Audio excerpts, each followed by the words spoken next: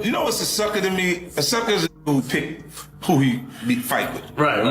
Like if you sitting and you go, oh, I'm not going because this. I won't fuck with him, but I'll fuck with this one. Yeah, I think I can take him. Right. Can't believe people play with people intelligence the way they play with people intelligence and intellect. You know, the way they do today. You know, people are telling lies for a living. You know what I mean? They actually lying to y'all for a living. You didn't say nothing to whack. So when you come talking to me, I feel like you're very selective. This is exactly what I meant last week when I was talking about street is being. Word on the street is that JPrince might be pressing 50 Cent over the shots he took at Big Meech, warning him to chill out with all that rat talk, or else. But if there's one thing we know about 50, it's that he doesn't just sit back when someone sends heat his way. This time, it's looking like JPrince might have picked the wrong battle. This situation runs deep, and JPrince's past isn't exactly doing him any favors. His name has been tied to all sorts of shady business, extortion whispers, questionable jewelry dealings, and even speculation about him and his son's involvement in Takeoff's death. If 50 wants to go full throttle and air out JPrince's skeletons, he's got plenty to work with. And now, 50 has slid over to IG, seemingly clapping back at the rumored threats, just to remind folks exactly how he handles anyone who tries to test him. But the real question is JPrince really riding this hard for Big Meech? What exactly did he say to 50? And is he playing himself by coming for the pettiest man in hip-hop? Let's get into it. If you were wondering, 50 Cent still has his foot firmly on Big Meech's neck over those snitching claims. He's not letting up, but he's not the only one throwing shots. Lately, Top 5 jumped online to drag the ex-kingpin for sliding into his DMs. In a video, he straight up called Meech a rat, and even tagged 50, saying, "Yo, 50 Cent, come get this fake 60-year-old kingpin out my DMs before I crash out." Big screech. This fucking rat, he could DM me and tap him. Yo, 50 Cent, come get this fake 6-year-old kingpin out of my fucking DMs. Should've worked a regular job like my father. Big Meech, big screech. Yo, love Meech, call me love. You already know 50 didn't waste a second jumping on the chance to clown Big Meech even more. He reposted Top 5's video, adding his own twist to keep the trolling going, while most of the industry stayed quiet, not wanting to get caught. In the middle of 50's beef with Meech, JPrince went ahead and inserted himself when nobody even asked. According to some gossip pages, JPrince has been throwing subliminal shots on Instagram stories, accusing 50 of using Big Meech's name for clout. It's like he just couldn't resist getting involved, even though this had nothing to do with him from the start. Apparently, JPrince even posted, then quickly deleted, a message claiming he was the one who created the BMF brand, but that's just part of the story. Insiders claim JPrince has been making quiet moves behind the scenes, allegedly sending out threats and trying to get his people to shut 50 down. But 50? He's unfazed. He made it loud and clear, try all you want, he's not going anywhere. To drive his point home, he even posted a clip from Training Day, letting it be known that whatever heat comes his way, he's built for it. His caption?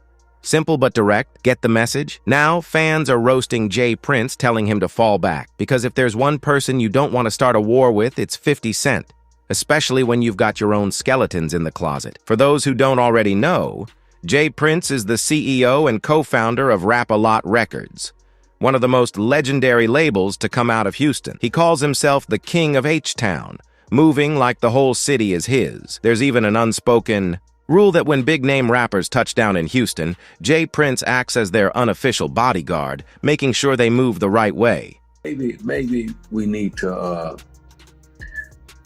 change the word for the youngsters. The checking in part, you know, is they seem to get hung up on that word, checking in. Yeah. So if we could diversify that word and bring it up to a 2021 thing. Right. What's the word, OG? What's the word? Maybe we may want to tell them they need to get connected. Yeah. You know what I mean? Yeah. Maybe that's the proper word, connected, properly connected Yeah. or whatnot. Yeah, they get tripped up on the semantics. Yeah, they get stuck. I mean, right there you stuck. So then you stuck on stupid, right? Yeah. You're stuck on stupid, and you're not using your powers or access to powers that you have. You're looking at it as a negative versus a positive. You know, we all know if you can tap into good people wherever you go. Wherever. Yeah. You know what I mean? It's a blessing, Rip. Real talk. You know Real what I talk. mean? Who want to have access to power and not use? But not everyone is buying into that whole protection talk. The streets have been buzzing with claims that JPrince and his son Jazz might actually be running a full-blown extortion racket. And if that wasn't shady enough, there have been heavy whispers about the dice games they host in Houston, where artists allegedly get set up so someone else can cash out. These rumors hit a boiling point after Takeoff's tragic passing. But truth be told, he wasn't even the first to lose his life after one of JPrince's infamous dice nights. Just a couple of months before Takeoff's death, Chicago's own Duke the Jeweler hit big, walking away with $100K. But that win turned deadly. Before he could even make it to his car, he was ambushed, robbed, and fatally shot. So after what happened to Takeoff, a lot of fans started pointing fingers at Quavo, saying he should have known better than to be around JPrince and his mob ties crew, especially after what happened to Duke just 2 months earlier. With all the shady talk surrounding the Prince family, people feel like Quavo should have kept his distance. Now, let's talk about the man accused of pulling the trigger, Patrick Xavier Clark. He was just officially indicted by a grand jury for Takeoff's murder, but despite nearly 3 years passing, the court still hasn't set a trial date. And here's where things get really sketchy. Literally a day after Clark was arrested, he somehow came up with $1 million bond and walked free on house arrest. Then, fast forward to November 2023, and out of nowhere, the rules changed. Clark was no longer on house arrest and didn't even have to wear an ankle monitor. His only restriction? A 7 p.m. to 7 a.m. curfew. And that's not even the craziest part. Court documents show that Clark was hit with strict no-contact orders. He can't reach out to witnesses, victims, or even Takeoff's family. And get this, he's also banned from contacting JPrince Jr. Naturally, fans are side-eyeing this entire situation. How do you go from being locked down to moving freely with just a curfew? The way this case keeps flipping and turning without a trial date being set, it's looking real suspect. And here's the latest twist. Patrick Xavier Clark is standing 10 toes down on his innocence. His lawyer, Letitia Quinones Hollins, just told Rolling Stone that her client wasn't the one who fired the shots that took Takeoff's life. But she didn't stop there. She went straight for the investigators, calling out the so-called evidence they're trying to use against Clark. She claims the ballistics and video footage don't add up. And when this trial finally does begin, she's ready to tear their whole case apart. It was not Patrick Clark, Quinones Hollins told Rolling Stone. He was in the same position Takeoff was in, just trying to get out of there alive. He had nothing to do with the argument that started it all. He was simply in the wrong place at the wrong time when people started firing weapons. Now, circling back to those whispers about JPrince setting up rappers through these dice games, this isn't new talk. Plenty of industry figures have spoken on it, and one of the loudest voices, Whack 100. He straight up put JPrince's son on blast, accusing him of running a rigged dice game hustle on rappers every time they touch down in Houston. So, I had a dude call me, right? And that Junior been having going on down there in Houston. We got the media team in there. So it's the inside month. Now this month, he's the one that's tied to the dude that makes the loaded dice. Right? Check the play out. All entertainers, when you go to Houston, stay away from JPrince Jr. The whole play going on. Here go the play right here. The play is a loaded dice. Now I'm gonna talk about something. Let me see if y'all catch up with them. Y'all catch up with them to what I'm saying. Whack 100 has been warning artists to stay far away from JPrince's dice games, calling them nothing but a straight-up finesse. He even hinted that Quavo and Takeoff might have gotten caught up in some shady dealings, which could have been the spark that set off the whole situation, ultimately leading to Takeoff's tragic death. And watch this. And Little K on the loaded dice rotate, right? He said, "Why?"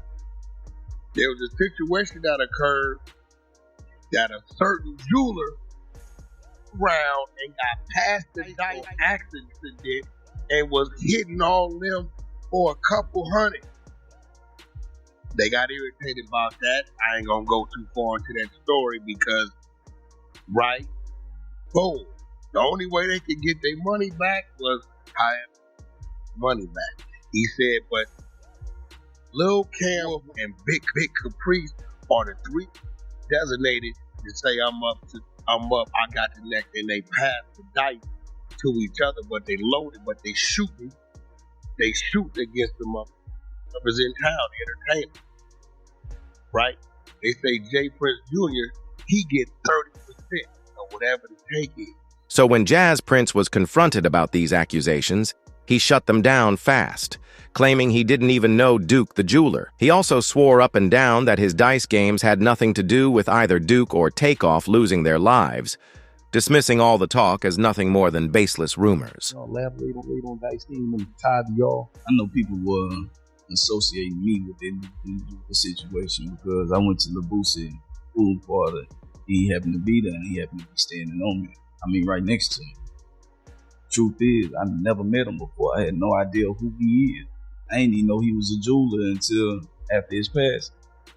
And then the night of that game isn't the night that he got leaving Boosie concert the next night because somebody tried to rob him. But the shady talk surrounding JPrince and his business doesn't stop there. His name has been tied to extortion rumors for years, but only recently has he been making real headlines for it. Just take what happened in July 2020 when NBA YoungBoy was robbed in Houston. Allegedly, JPrince's goons pulled up on YoungBoy's Airbnb, but they weren't just snatching random items.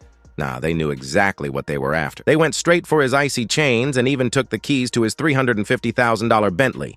And instead of keeping things low-key, these dudes had the audacity to post a video flexing, showing themselves breaking in and stunting with the stolen goods, including a white Bentley, a white Rolls-Royce, and a white 2020 McLaren GT. But here's where things get even more suspect. This wasn't just a random hit. They didn't take YoungBoy's stuff for the thrill of it. They reportedly hit him with a $30,000 ransom demand to get it back, making people believe this was yet another one of JPrince's extortion moves. And to make it even wilder, JPrince himself hopped on Instagram, openly saying he had YoungBoy's chains and keys, going as far as inviting him to come pick them up. You know, while we was gone, I got a call, you know what I mean, because the little homie YoungBoy place got broke into, people went in his place, disrespected different things, and you know, I got a call about it. And the little homies that went into this place want to make that right, because they understand that, you know what I mean, YoungBoy family is okay with you. And as you can see, homie, to make a long story short, I got your keys to your Rolls Royce. I got your keys to your McLaren, you know, all that they took, and the homie, Shakur, what you got, homie? You got your Rolls Royce, New Balance, you got your keys, you got a bunch of other shit, so get in contact with us, bro. Get your shit back, bro. All good, waiting on you. But YoungBoy wasn't falling for any of that. He saw the game being played and felt like JPrince was just trying to finesse him out of more money. He clapped back, calling JPrince a shady dude who uses the whole checking in narrative as a front to extort rappers whenever they touch down in Houston. They don't want no friends, don't want no new relationships. All that pussy, they don't speak none of this shit, man. If you got something for me, man, they got plenty niggas around me you could call. Man, nigga, it's plenty ways you can get in touch with me. Man, don't get on no internet and do nothing publicly. Don't do nothing dealing with with no publicity, none of that puss fan shit. And I'm good on the keys, gangster. When you buy shit cash, two keys come with the car anyway. Mind your fucking business. But Youngboy isn't the only one fed up with JPrince and his antics. Cameron and Mahai just threw some major shade his way too, calling him out for allegedly setting Youngboy up, and then standing by while his golden boy Drake got straight up humbled by Kendrick Lamar. Youngboy NBA umbrellas and his keys to car. Youngboy NBA told y'all niggas, this is what he said. This is what Youngboy NBA said. Whack 100 was the most disrespectful. Wild disrespect. I ain't even gonna repeat the shit 100 said. Mad disrespect. Drake is beefing with Kendrick Lamar as we speak. I have not heard, this is the first time Drake got into some shit, and I ain't hear you say shit to Kendrick Lamar now. Why do you think that you could tell us what we can and cannot say, man? Control your... Cameron and Mock's beef with JPrince really took off when he tried to strong-arm them into backing off their criticism of New Jersey boxer Shakur Stevenson, who just so happens to be managed by him. Cam and Motsy weren't feeling how Stevenson handled his latest world title defense, and they made that loud and clear on their platform. But JPrince wasn't trying to hear any of it. He took to Instagram with a slick little warning telling them to back off and put their money where their mouths are. JPrince wrote, "Numbers don't lie, haters do. Let the haters say he's boring and nobody wants to watch him. Sorry to tell you, it's just a select few of you haters." As you can see, there's proof he has the #1 ratings for any fight on ESPN this year and the top 3 ratings since 2022. And to all of you haters who want to escalate that hate outside of the ring, I'm Shakur's manager and I handle all his business outside of the ring. In other words, Cam and Mahai, I will fade all his shots and take all bets. But even with the threats, Cam and Mahai weren't sweating it. Another thing, when you're dealing with older people, they're the last to know that things have changed. We not your lord. Like, the way you talk it, I don't get what you mean. We're not your little niggas. Like, for real, all that big homie stuff, that's for little niggas. Little niggas have big homies. We're not little niggas, so we don't even respect big homies. I know it doesn't, and for me, I never respected niggas in the streets. That's why I always got the problems I got. You would tell me, Mace, chill. No, chill for what? Who is this? That's how I feel listening to this, man. Like, I want to respect you, but I can't. And I'm going to tell you why. Because if I got a lord, like the dudes that raised me, if I was out of pocket, they would tell me I'm out of pocket. They wouldn't let me put them on a crash out mission. They would say, yo, Mace, listen. Around here, we don't send us to do nothing for us. We don't pay to handle our problems. You gotta put in your own work around here, Lord, man. That's what you were supposed to tell them. You can't go out here and talk crazy and then send me on a mission. Folks are saying JPrince already has way too much dirt tied to his name to be out here picking a fight with 50, especially someone who built his entire brand on exposing people. And if 50 decides to put JPrince on blast, oh, it's going to get ugly. Let's just say he's got plenty of material to work with. From the dice game whispers to the alleged extortion plays and everything in between. And knowing 50, he won't just expose JPrince, he might turn the whole thing into a full-blown spectacle, maybe even a movie. But what do y'all think about JPrince jumping into this Big Meech drama and allegedly sending threats to 50? Is he playing himself, or does he actually have a case? Drop your thoughts in the comments, and don't miss what's coming next.